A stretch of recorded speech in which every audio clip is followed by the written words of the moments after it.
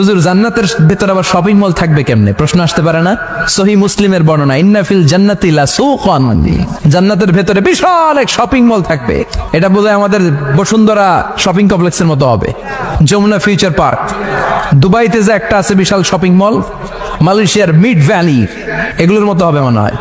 কত বিশাল যে shopping mall হবে। সহিহ মুসলিমের বর্ণনা, প্রতি শুক্রবারে সব জায়গা থেকে বন বন করে মৌমাছির মতো জান্নাতীরা ওই শপিং মলে শপিং করতে আসবে।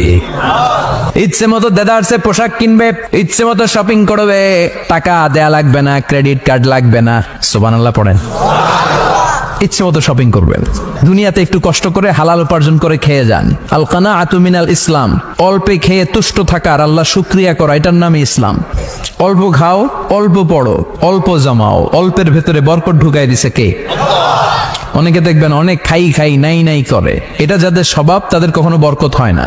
অল্প খাবেন, অল্প পড়বেন, আর হালালের সাথে সম্পর্ক করবেন। আল্লাহুম্মা কফিনি বিহালালিকা আন হারামিক ওয়া আগনিনি বিফাদলিকা আম্মান সিওয়াক। বিষ্ণুনবী দোয়া করতেন, আল্লাহ হালালকে আমার জন্য যথেষ্ট করেন, হারাম থেকে আমারে বাঁচিয়ে রাখেন। পড়েন আমিন। হালাল অল্প হলেও হালালে বরকত আছে না নাই? হারাম বেশি হলেও এটাতে কোনো বরকত নাই, ঠিক কিনা?